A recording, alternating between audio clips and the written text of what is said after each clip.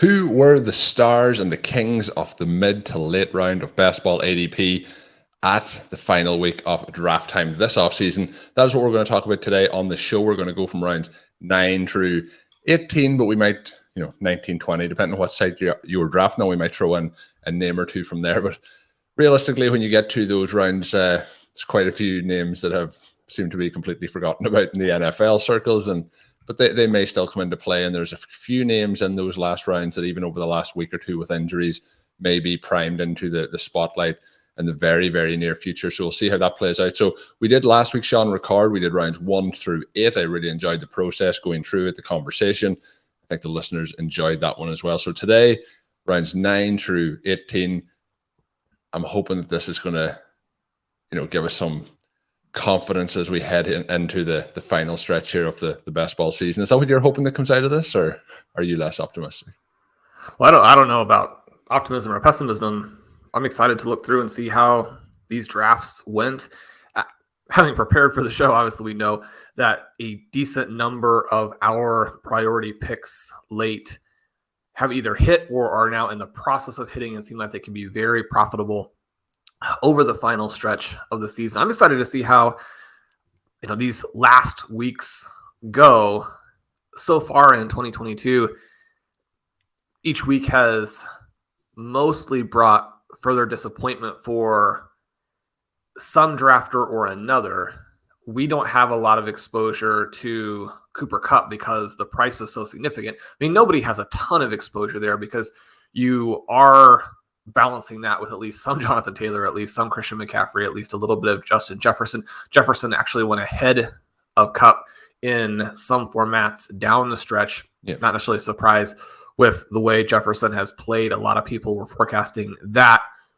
But to lose some of these superstars, and I always keep going back to the Breece Hall injury, has been the one that was most devastating for us, with some of our other young guys like a Travis Etienne and like a Kenneth Walker, whom we'll talk about today, really starting to score well. The Hall presence or absence probably going to be the difference between having made a ton of money and just having a solid season. But as we look to these guys in this 9 through 18 range, it's a lot of fun because this is where you have your sleeper / potential league winners. If a player starts to really score in this range, then you have a guy that you didn't pay those prices for. And so I'm excited to look through it. It's always an interesting, not exactly wake-up call, but just a reminder of what was happening during draft season and how things have changed. And so to be able to pull out these guys who are scoring points now, contrast them with what we know is mostly going to be misses in these rounds, I think that'll be a lot of fun. Yeah, it's going to be fun. And, there's times where values are dipping. You even mentioned there Cooper Kupp's value started to tail off, even though it was still in the top 5 picks and pretty much all formats. It is going to be interesting to go through because narrative around some of these players, and a couple of rounds will have players like, Tua to talk about, Justin Fields, those players would not be going in this range now. So it's going to be fun to run through it. So we're going to start off, Shawn, in round 9, and that there leads us to wide receiver 42 at this point. The running back that I mentioned first will be running back 34 to give people an idea of where these players are going. It's both tight end 12 and QB 12 in this range. We're running through it. So we've Kadarius Toney, who nothing was really happening, Shawn. Now he's with the Kansas City Chiefs. Probably, if you have a roster that's been able to maintain a points total to this point, I think he can be fascinating. Devin Singletary's had a pretty strong to very good season to this point based on where he was drafted. Robert Woods has been extremely quiet. Pat Fairmouth's had a good season. We have Miles Sanders, Chris Olave, who has really broken out as a rookie. We have Damian Harris, Matthew Stafford, Derek Carr, then James Cook, George Pickens, and Tyler Lockett. I think this is a very interesting round as to how things could have played out, especially with, the wide receivers that were picked here, the differences in how their seasons have gone. I think that the disappointing picks here are probably Damian Harris and James Cook. Pat Fairmouth was a strong tight end pick at this point. My pick, Shawn, in this range for people listening, Devin Singletary is on a huge amount of my roster, so he would have been in there. A little bit of Chris Olave. They were the main targets for me in this range. Who are your favorite targets out of this particular round in terms of the value picks at the time? Yeah, you look at Singletary there, hard to really explain that price coming off of the end of the season that he had Pat Freiermuth, the potential breakout tight end. If you didn't get one of, I really think it was a big three this year. And then obviously Kyle Pitts has not participated in that. It looked like Waller and Kittle were going to have some issues that they have had. So then Freiermuth becomes the next really good target, especially if you were out on Hawkinson. Colm, you and I have plenty of him. And now that he's with the Vikings, that looks like it's going to be a really cool pick. Then Damian Harris sliding down below Ramondre Stevenson looked like a very good selection and scored quite nicely to start the season. The injuries for him have not only limited his scoring, but launched Stevenson, one of these young backs with elite upside. And it's really more of a price element there. We knew that if injuries would occur for one, the other would probably score a lot of points. And that's exactly what has happened. George Pickens, another guy who looked like, especially in the week before the season, that he could be a star. He still may, but it has been Chris Olave who's been the breakout player at wide receiver. A little bit more neutralized over the last several weeks. He failed to make a catch in week 10 that would have really helped. The inability of Andy Dalton to get him the ball this past week is one of the reasons that it looks like they are heading back toward Jameis Winston, someone who could open this offense back up. And I think that Olave is going to have a very good end to the season. We'll call him the star in round 9. And this round 9, 10, 11 range, really the sweet spot for zero RB drafting in 2022. The star has been Miles Sanders. He's averaging 14.6 points per game. He had that almost 30-point game in week 4. He has only 2 appearances in which he was not an RB2 or better until the dud in week 10. A lot of questions for the Eagles coming out of that week 10 game where they are more or less dominated by the Washington Commanders. But when you look at this and you see him scoring in double figures already in 6 games, you think about how the Eagles run their offense, what the upside is there for their lead running back. Sanders, again, a player who has been elite before contact, a skill that is often underappreciated when people are always talking about, what did you do after contact? There are guys like Sanders who don't get the credit that they deserve for being explosive runners. He's someone who, I think there's some risk going forward because Boston Scott is there, Kenny Gainwell is there. Perhaps this offense isn't as explosive. A player like Miles Sanders, one of the reasons that he lasts to this point, even though he is the starter in what's anticipated to be an explosive offense, is that you lose potentially some of the rushing value to the QB.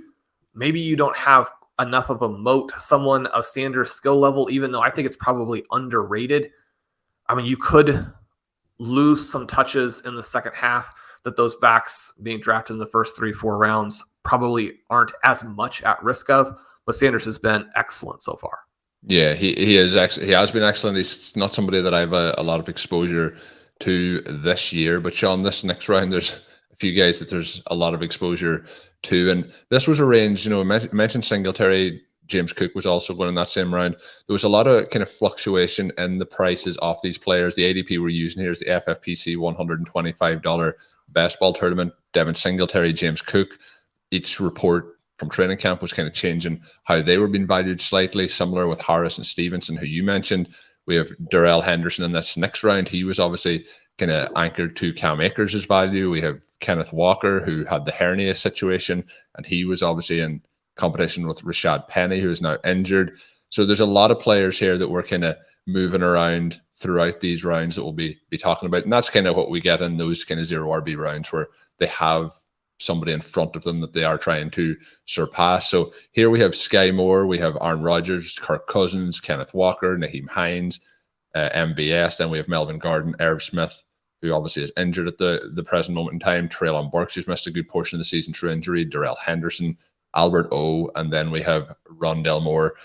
I think the the toughest one for us here, Shawn, is going to be tight end 14, Albert O, which that season has not come to fruition that we were hoping to have. We obviously knew there was going to be competition from Greg Dulcich, but that the Broncos offense as a whole is kind of fallen apart, but he has not stepped up to the plate in any of the opportunities that we've seen him getting. But Kenneth Walker, I think, has to be the star of this round. And moving forward rest of season, the players that I think I have the most optimism around are Walker. But then if we're looking beyond that, Treylon Burks coming back off IR is a very positive step, but the situation there is that offense isn't going to pass the ball a huge amount. But Rondell Moore is also pitching together what we would have hoped that he would have done in his rookie season, but in the second season, now that he is healthy, he is moving forward. But there is reports that Marquise Brown is likely to be back in the near future, so we'll see how that affects him. Standout here, Shawn, has to be Kenneth Walker. It does have to be. Rashad Penny, sadly, injured in week 5. Starting with that week, Walker's averaged 19.5 points per game. He's the RB3 in that stretch overall, in part because he hasn't had his bye. The RB9 in points per game. Obviously, you take either one of those. His peripherals are fantastic. You watch him run, and you can see that sub 4.4 speed. He adds in the receptions this last week when the rushing yards aren't there. They expect to get him more involved as a receiver going forward. He's someone who has been the number one guy in the 2022 zero RB candidates countdown. It's fun to see him hitting and being the next guy in line there. He's also someone who continues to rise in my dynasty rankings. And then in terms of dynasty, another player who took a big jump this week and finished the draft season as, I believe, my number 2 or 3 exposure at the receiver position in Underdog was Rondell Moore. He starts the season injured, and so you feel like you're already playing from behind. He misses those first 3 games and then comes out, and it's a pretty slow start, despite the fact that most of the time, or I should say that during this entire stretch, it's either overlapping with Brown or overlapping with Hopkins, but not both. Only 6.2 targets per game from weeks 4 to 7. But Colm, he is then completely blown up. Over 10 targets per game in the last 3, 18.9 in the scoring column. Those are high-end wide receiver numbers. You can see what, reportedly is sub 4.3 speed. Obviously more coming out during the year where we didn't have the combine, but also that 40-inch vertical. He had the highlight catch this week. Gets a little bit lost because there were so many highlight catches, but that's a downfield target. And that's the other part with Moore's game that we want to see a lot more of, which is that he can get down the field. He can be their version of Tyreek Hill. And Moore now, someone you're not going to be able to buy low on as much or as successfully, but you think about what he's doing, you think about Brown coming back, the injury, and just the discontent, shall we say, with Kyler Murray.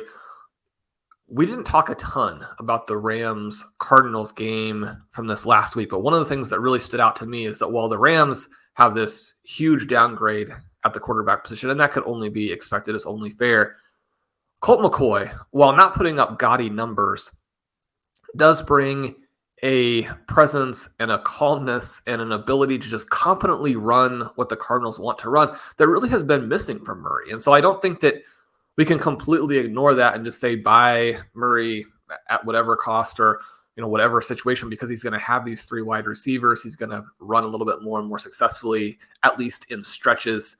You look back at some of the times when he's been healthy and he's had weapons over the past 2 or 3 years, and he scores a ton of points. You look at that game with McCoy and you kind of, again, you have questions, just like it seemed like the Cardinals had some questions in the offseason. But when you think about what Murray brings as a fantasy QB, and you think about Moore emerging with the way that both Hopkins and Brown have played separately, this is an offense where if you can pick up Murray, if someone is a little bit disenchanted at this point, there could be an avalanche of fantasy scores and fantasy value over the next 6-7 weeks, but then also the next 3 to 5 years. So, Shawn, as we move in now to round 11, what I'm going to do here is we're not going to talk a lot about QBs in this show. We mentioned so far Matthew Stafford, Derek Carr, Kirk Cousins, Aaron Rodgers. We talk a lot about the quarterback window. Felt like Rodgers may be in there, but the concern was obviously that Devontae Adams had left and how the rest of this offense would work out. That's kind of been what we've seen. Kirk Cousins obviously tied to our good buddy Justin Jefferson. But, Shawn, what I'm going to do here is there's two guys here who I think stand out above all, but I'm going to run through all the quarterbacks who are the late round quarterbacks. Then we're going to see who Shawn thinks was the best value quarterback in these late rounds and whether he agrees with me or not. There's one name at the very end of this that I think is an interesting name to mention, but this is going to be the WinBet quarterback of the year. And this is the one, Shawn, that so far has gone good, but this is the league winner. There's a couple of names here who will definitely be on one of those massive prizes at the end of the season.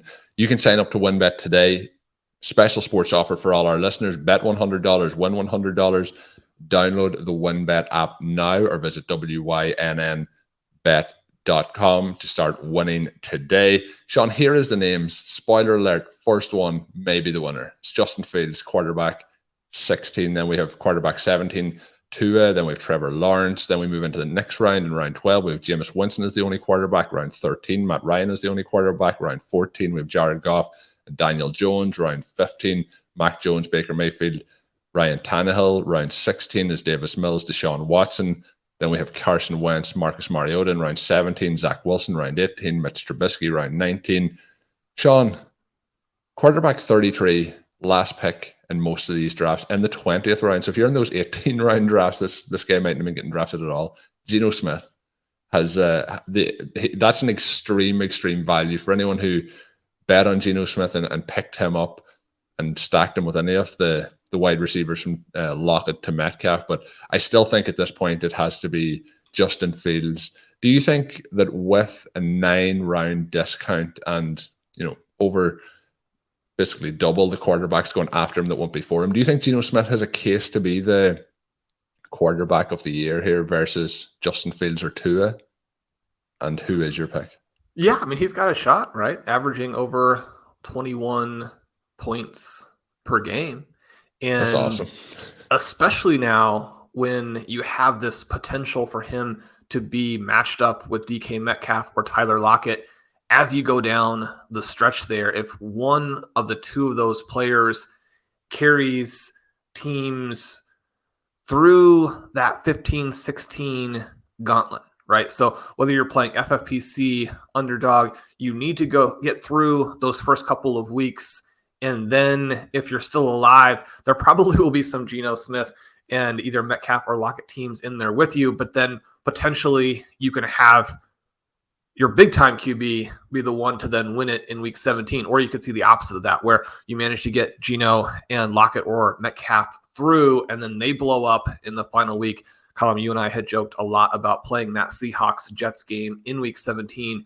We're going to need them now, though, it has to be Garrett Wilson on the way back now, because unfortunately the Breece Hall option isn't there. Right, but I mean, this is always going to be, if you're going to have that passing game shootout, you need to have Garrett Wilson emerge and get those 15 targets in the final week. We're still a little bit away from seeing that as that realistic an option, but he plays well in week 9, even though the Bills know he's coming. You have Zach Wilson playing finally like borderline competent football. You could have that. And so if you have Wilson, which we do a lot, if you have Geno, which we do a lot, especially in Superflex. So a lot of our FFPC Superflex teams have him at the end as we tried a little bit of a contrarian build early. Those teams are sitting in pretty good shape. It'll be interesting to see how this goes. You talk about the QB position as a whole. Obviously, we're looking at the tight end window. I mean, the quarterback window. This is a situation where one of the controversial topics, and I think very interesting topics, provocative topics during the offseason was whether or not you want to play the window, whether or not you want to play the elite guys, whether or not you want to go with 3 quarterbacks and really take your shot and try and pair some of these late round players with their receivers. And again, I think mostly what we're seeing and what we're going to see is that the QB window will win out. It's still possible, obviously, that Josh Allen will be the guy, possible that Patrick Mahomes will be the guy. He's playing just extraordinary football, but you have some scoring in the window that is so dynamic. As I go through my teams, not surprisingly, at the top of the leaderboard, you're going to see players who have been successful. So a lot of the Burrow Fields teams, and that was the combination that we recommended the most, that and the Trey Lance, Justin Fields. And so that one not doing as well, because you do have this first month, especially where more or less no one scores. So even though Fields has been on this incredible run, you're still needing to pull back that first month. But then the other guy there is Tua. And so in terms of the rounds they were going in, and in terms of the positional rank where they were going, Fields and Tua were the end of the QB window that we see historically looking through the tools, 16, 17, and that round type of area. Such fantastic results, and it's happening again. I definitely feel like I should have been higher on Tua with as much Hill and specifically Jalen Waddle as I was drafting. So I would consider that to be a miss on my part there, but it's been really fun to watch these two offenses, especially over the last month. Maybe somebody from that last group will hit, but not only are those QBs struggling to score, you have guys like Goff and Daniel Jones who are doing okay. But when you look at where is the wide receiver to match them with, and if you're going for a QB beyond the window, you need not only that player to score pretty well, but you need to be something where somehow you would pull a wide receiver with him. Amon-Ra might have been in position to do that with Goff, but he has this big stretch of the season where he's injured. So if you're still going to get a Goff Amon-Ra team through, and I would suggest that probably hasn't positioned you particularly well so far.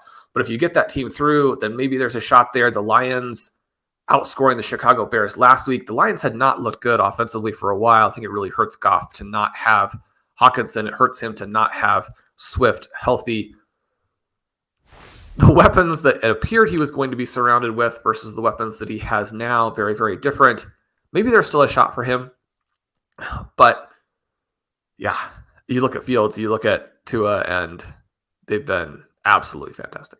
Yeah, they've been amazing. And, it still feels like with somebody like Geno that it could all just fall apart very quickly. You get that kind of Cinderella story, and then it's slumps off a little bit towards the end. But I do think they're quarterback 33. Like, we see a gap from Justin Fields all the way down. The names that I rounded off there's so many of them that have either missed games, have been dropped, by their own managers, not fantasy managers, actual head coaches, like Matt Ryan, for example, but he's back in. Jameis Winston, but he's back in. Mac Jones, but he was maybe the shortest bench in NFL history with him. But, there's a lot of movement there. Baker Mayfield, Zach Wilson, Mitch Trubisky, Carson Wentz. So there's a lot of them in there. So again, proving the value just off the quarterback window overall. But Shawn, looking through rounds 11 and 12 then to see the actual players that were non-quarterbacks drafted, we have Tyler Boyd, Kenneth Gainwell, Michael Carter, who's obviously in a prime spot now with the injury to Breece Hall, but he's joined in that back. This year more than ever, lots of movement of where these players were and where they are now and how things have moved around. I mentioned Naheem Hines in the last round. Obviously, he is now a Buffalo Bill, but is not getting really involved in their offense at all. But Chase Claypool is now a Chicago Bear. Then we have Hunter Henry, Rashad White, Trevor Lawrence, who I mentioned already, but then David Njoku, Romeo Dobbs, Jahan Dodson. Then we move into James Robinson, Alexander Madison, Isaiah Pacheco, Michael Gallup, Gerald Everett, Garrett Wilson, Tyler Higbee, Mike Gesicki, Russell Gage, Julio Jones, Nico Collins. I think out of those rounds, there's a lot of interesting players. We can see the ascension potentially happening of Rashad White. Dobbs was on that path until he got injured. We've seen flashes from Dotson along the way. Pacheco could be on that ascent.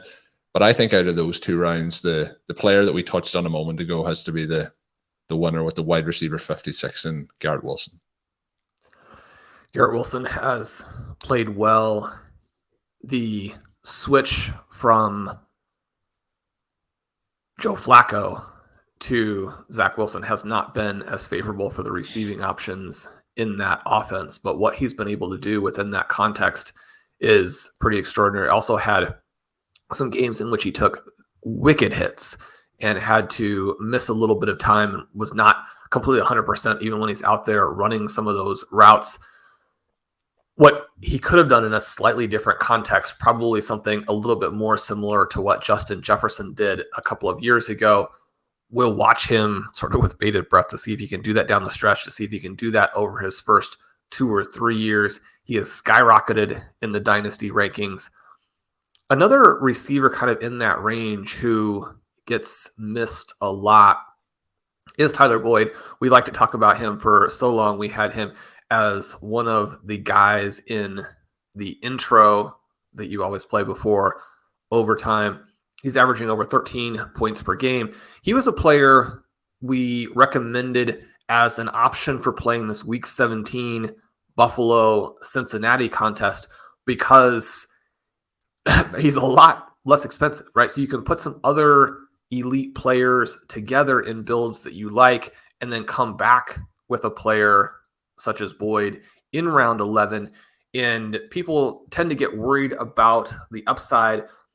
What we demonstrated in the article is that the upside is there. The inconsistency, which you actually like to see in some cases in best ball, is there. This is a season in which he has 4 double-digit games, but 2 of those are over 20 points. You look down the stretch, yes, Jamar Chase has been back, but Boyd has had some big games with and without him. In some cases, having Chase there to draw the coverage even opens him up. And so Boyd, definitely a winner in this type of category.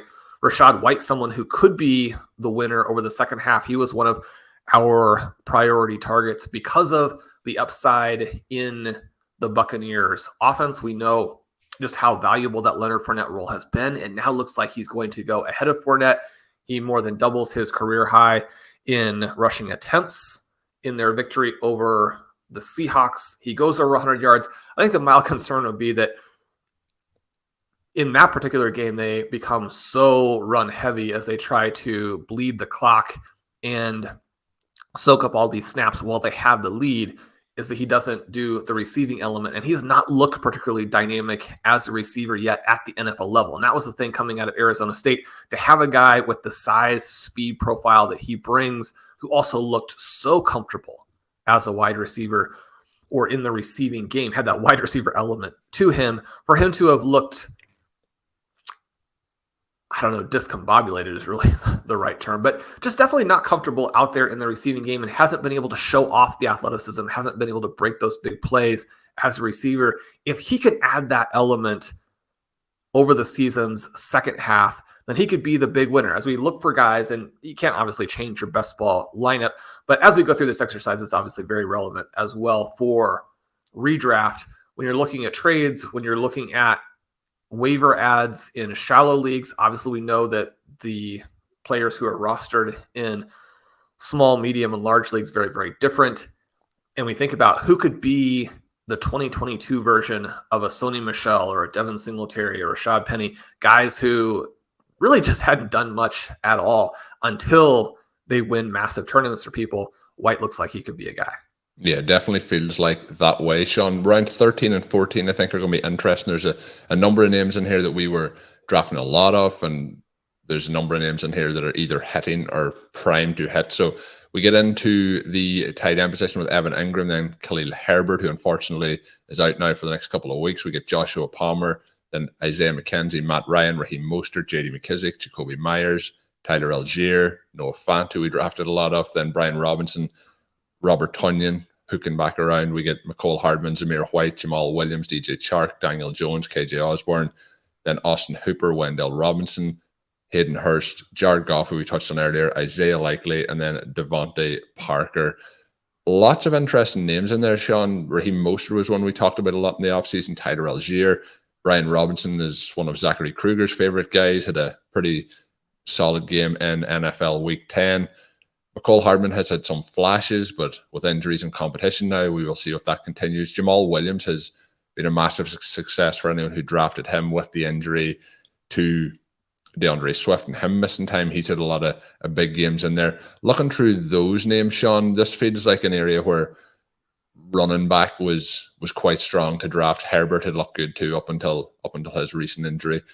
Jacoby Myers is somebody at the wide receiver position who has been strong as well. But this feels like a really strong range of running backs, again, helping out those zero RB builds. Yeah, and I think the one that is probably the most disappointing for us is Jamal Williams and how well he's played and or how good the situation has been for him.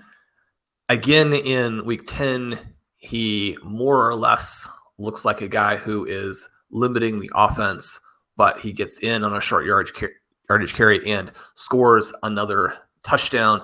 So yet another very playable game from him. In best ball, you don't have to pick those out, but he's been a very strong and steady starter in redraft as well. We mentioned the short yardage touchdown he gets in that game. He came into week 10, number 2 in the entire NFL at the running back position in terms of green zone opportunities and actually gapping the third place player there. So if you were to bet on who is going to be number 2 in that category at this point in the season, Jamal Williams probably not one of the main guys who would be on your radar, but he has done that. He has been a big winner. At the moment, at that value, any teams that he is on, he has set them up as he may not be the league winner down the stretch, but he's put them into a position to be league winners based on his performances so far. Yeah, and that's one of the things too. I mean, we can get so caught up in zero RB and how it's going to help you through the buys once people break out. It's going to help you benefit from the chaos of the season. It's going to help you down the stretch to win tournaments. Sometimes, unfortunately, that chaos occurs in week 1 or 2, like it does there with Swift. And if you have a functional offense and a good sort of all-around backup, and this really a bounce-back season for Williams after last year during the times when Swift wasn't 100%, he did not perform particularly well. We have a profile that we like when we're picking our zero RB guys, that profile, and it's really more than one. We have several different profiles that we like to sprinkle in and have some balance between. But even guys who don't fit that and don't end up with a really high roster percentage on our teams, you still get some other hits too. And Jamal Williams has been that guy. The running backs coming out of this range have done very well, and they're carrying teams. So you do get these situations where zero RB guys will help you get to the playoffs or help you get to that tournament and then allow someone else to win for you. He's definitely doing that. Raheem Mostert doing a little bit of that, but the receiver here, and this is a Ben Gretsch favorite, but the receiver here who's broken out within the context of this Patriots offense that so many people were so concerned about, an offense that has had an injury to Mac Jones, an offense that obviously had all the controversy in the offseason with who's going to be calling the plays. Is the offense going to be too simple? Do you actually have any quarterback upside? Jakobi Meyers comes into week 10, and they have a bye in week 10. Number 21 in targets per route, number 12 in yards per route, because he's been very efficient on a yards per target basis with these quarterbacks.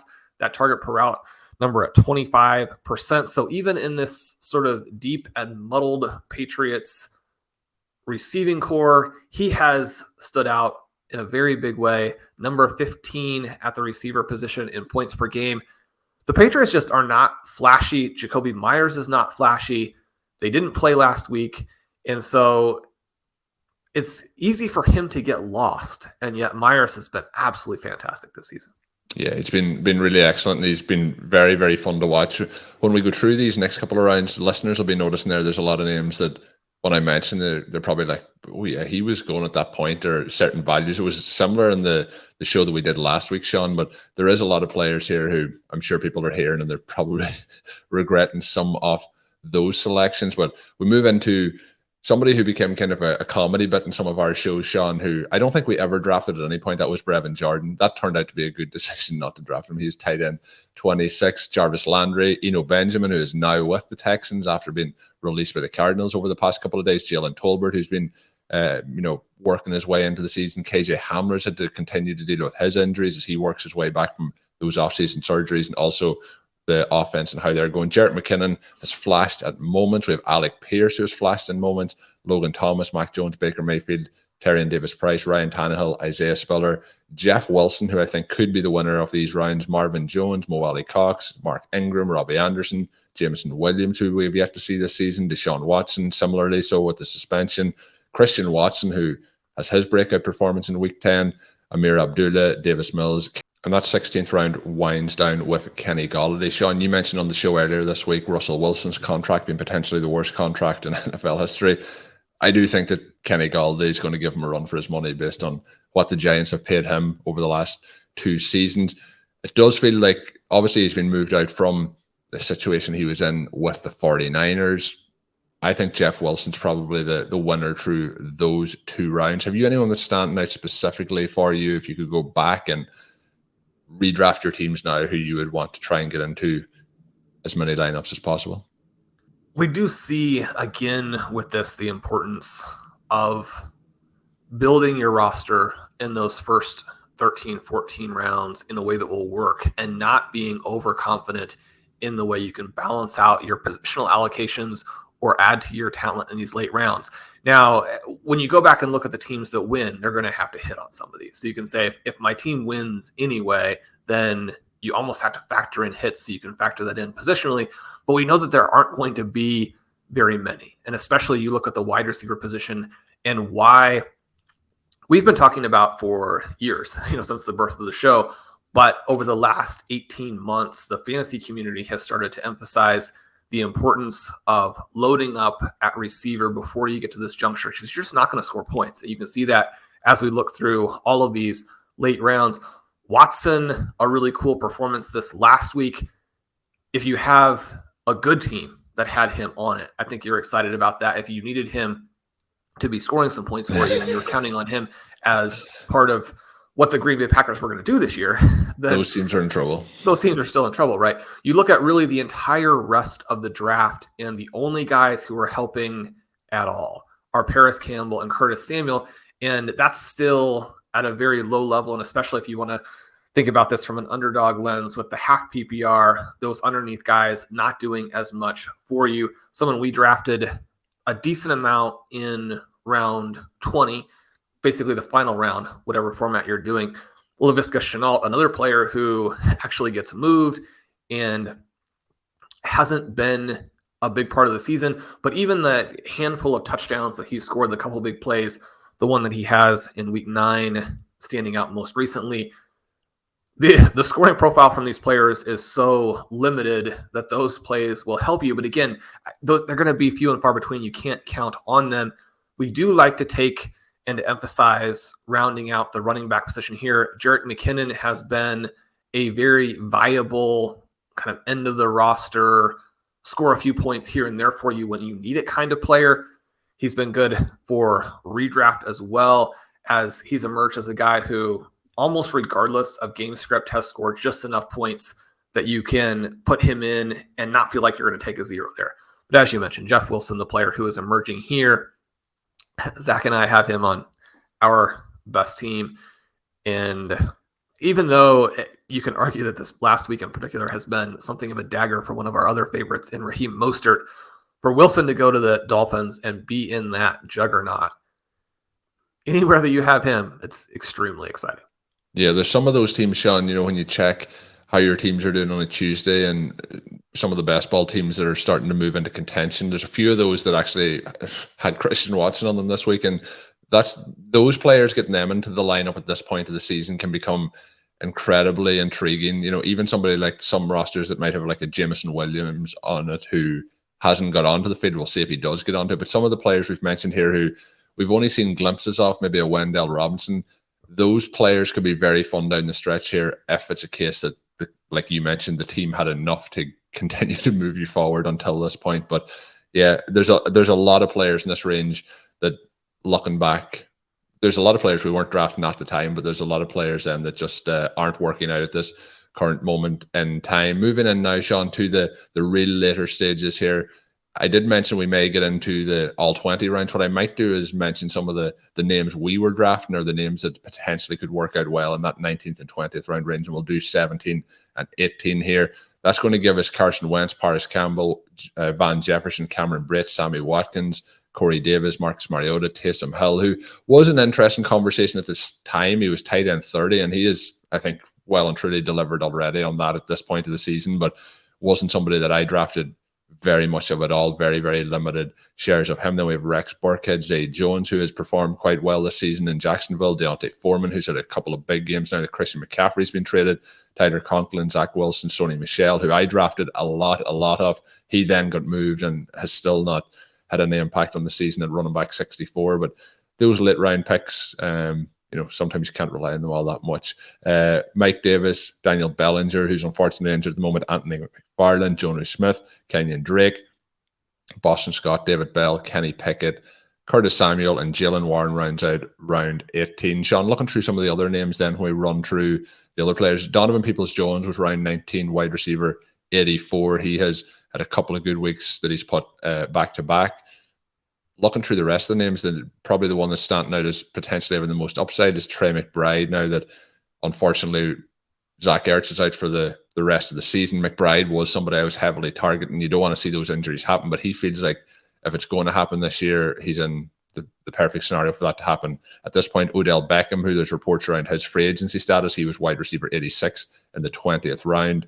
Jalen Reagor, he's got moved, hasn't had a lot to happen for him. Laviska Shenault, who you mentioned, had a few big plays so far this season after being moved, wide receiver 90, and then Geno Smith, who I mentioned, Mr. Irrelevant there at the end of the draft, having a great season from a fantasy perspective. Shawn, through those names, that's 4 rounds I've kind of thrown at you, but some names in there of interest. David Bell was somebody we were drafting quite a bit of, and we'll see how his season finishes up, but I don't know. Zay Jones might be the name there for me that I find stands out. Who are you looking at? Well, probably on the list of most disappointing players for this year, David Bell would be on it. Now, you say most disappointing only because it's this sort of contingency-based play where you know that all of the probabilities are skewed in the direction of him doing more or less nothing, because you have this unathletic, middle round to really drafted in the reality draft after you would expect the impact players to have gone off the board. You have a bad offense. And so from all of that, you're thinking, well, he's not going to do anything. That's what you should expect. And yet, because his prospect profile did have some very interesting elements to it, and because the Cleveland Browns are not loaded at the receiver position, and probably the weakest wide receiver depth chart in the NFL. They're going to be competing with teams like the Giants and the Houston Texans for that status. You think he's got a shot. And he did finally play a little bit better in week 10, drew some targets there. Hey, if you're a believer, maybe you make the case that if there's a player Deshaun Watson unlocks, if in fact he does anything. We've talked about how there is risk that, especially in the short term, he doesn't actually act as an upgrade on Jacoby Brissett, who has played better than anticipated. But maybe Bell continues to develop.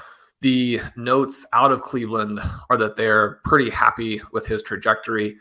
So expectations there may be somewhat muted, but that's an interesting one. And then for me, Trey McBride, you see him on the field a lot more, obviously gets the season high, and because it's his rookie season, the career high in snaps with the injury to Zach Ertz. He's someone who was a dynamic receiving talent in college, much more athletic than people realize if you didn't follow sort of the prospect portion time of the fantasy season.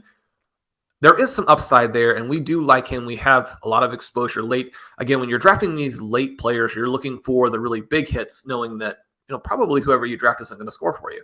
And especially now that tight end dries up more and more every week, with the 49ers offense going in the direction it's going, with Waller looking like someone who may not ever do anything, and then with the injuries this week to Ertz and to Dallas Goedert, anybody who has athleticism, has demonstrated some receiving ability, plays in an explosive offense, you're going to be excited about all of those elements. And we know that the second half of the season is a more likely time period for scoring from a player at a position like tight end, where you're trying to learn multiple things.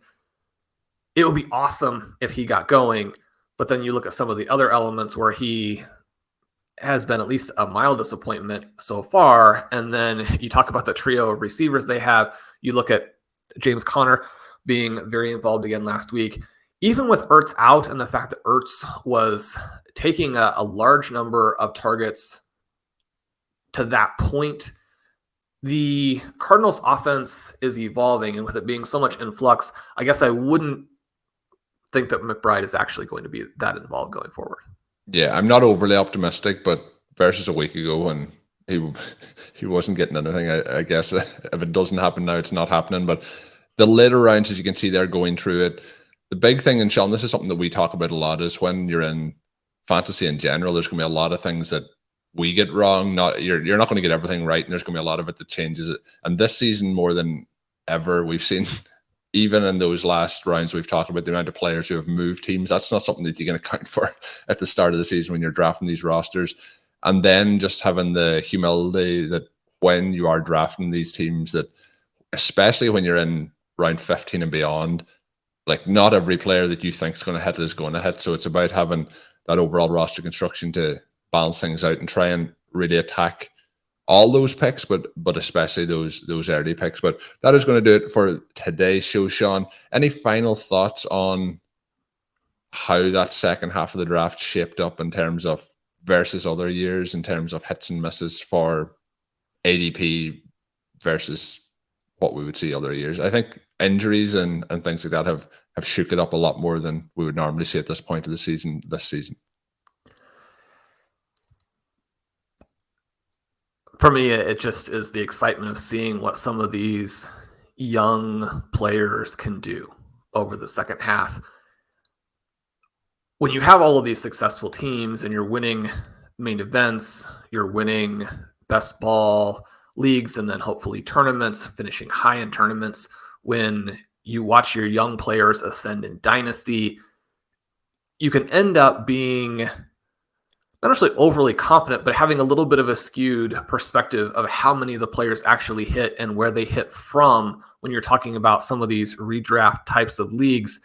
One of the things I do find very helpful is to go back and look at how many of the players hit and look at what kind of production you get from rounds 11 through 20. And the thing that I consistently find is that while you have to have some hits, the vast majority of teams, even teams that finish high in tournaments for you, you just don't have that much contribution from the double-digit rounds. And that helps you sort of calibrate your expectations for future drafts and to remember that the positional allocations and the overall draft structure in the first 10 is so crucial. And so I think that that's what this exercise does. And yet at the same time, when you see those players who have hit, and then you think about your rosters and the players who are now on the verge, right? We have players who in rounds 9 through 20 are definitely not winners yet, but getting to track guys like a Rachaad White, for example, who seems like he's right there, to see what they do the rest of the season and to get your excitement up for that by going through this particular exercise. I mean, that's my favorite part of it. Yes, what Shawn said there is Rachaad White is going to be this year's Devin Singletary. And Shawn said kind of what I was trying to say, Shawn said there in a much better and succinct way. So thanks, Shawn, for adding that in. But that is going to get us to the end of today's show. Again, today's episode brought to you by Blue Wire and WinBet.